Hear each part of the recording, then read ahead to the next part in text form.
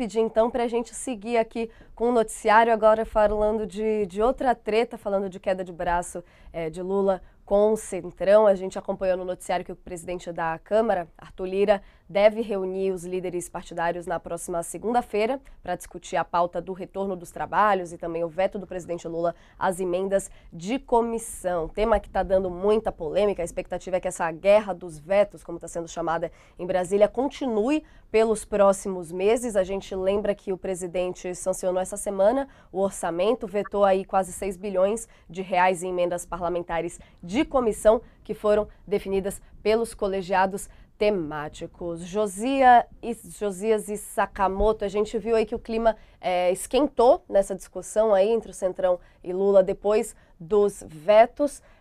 Queria saber de você, Josias, como é que vai seguir então essa discussão, porque vai muito além do orçamento em si, né? Toda a relação de poder ali do Centrão mais uma vez se manifestando, como é que isso vai dar aí no retorno dos trabalhos do Congresso?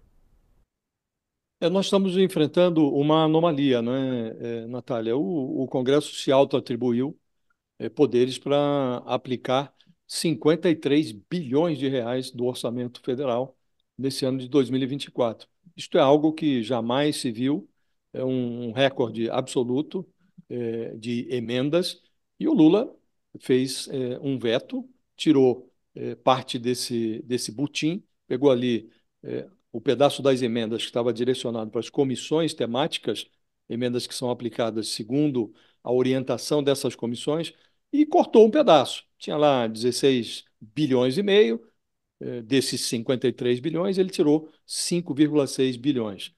Tirou porque tinha que tirar. Acho até que tirou pouco.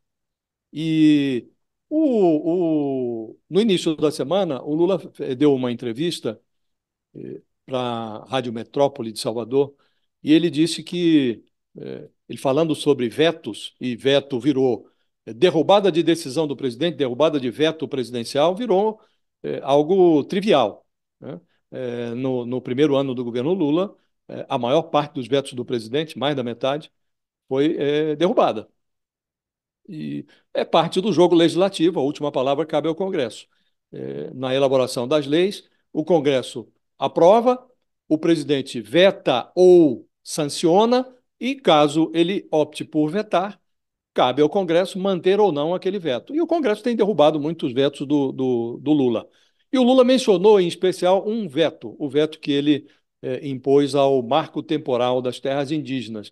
Ele falou: eu sabia que ia ser derrubado, mas eu vetei, porque era preciso fazer uma sinalização para o país de que eu considerava adequado o veto, e eles derrubaram o veto. Agora o Supremo vai decidir como ficará essa questão da demarcação das terras indígenas. Também neste caso das emendas, quer me parecer que o presidente faria um trabalho didático se ele insistisse nesse veto dos 5,6 bilhões e explicasse por que vetou. O Congresso, quando se atribuiu esse poder para gerenciar 53 bilhões de reais do orçamento, ele fez uma série de atrocidades. Cortou verba do PAC, cortou verba até do Vale Gás, cortou verba da educação, cortou verba da saúde, e esses 5,6 bilhões que o presidente vetou se prestará ao remanejamento. Então, ele vai tirou das comissões, dessas emendas parlamentares, para repor dinheiro dessas áreas. Então, acho que o presidente, o governo, faria um bem enorme à sociedade brasileira se insistisse nessa pregação. Assim como fez com o marco temporal, o presidente devia explicar: olha, vetei e por isso vetei. Cortaram o dinheiro do Vale Gás, cortaram o dinheiro de bolsa de estudo no Ministério da Educação, cortaram verba da saúde. Então, é preciso esclarecer o que estão fazendo os parlamentares. Eles estão invadindo áreas, estão invadindo, estão subtraindo recursos de políticas públicas e estão fazendo o que bem entendem com o dinheiro. E de vez em quando explode um escândalo, a Polícia Federal bate na porta de algum assessor de parlamentar, como foi o caso de um ex-assessor do Arthur Lira, para ver para onde foi parar a verba que foi destinada para a compra superfaturada de kits de robótica para escolas que não tinham nem água encanada, não tinham carteira para os alunos sentarem. Então, acho que o presidente deveria insistir. Ele sabe que o veto dele vai ser derrubado se o governo não conseguir devolver o dinheiro, não tiver uma arrecadação adicional. Se o dinheiro não for devolvido, o veto muito provavelmente vai ser derrubado. Agora, o governo deveria, até com o risco de deixar aborrecidos os caciques do Centrão, é preciso esclarecer. É preciso que a sociedade seja informada do que está acontecendo. E o que está acontecendo, Natália, não é boa coisa.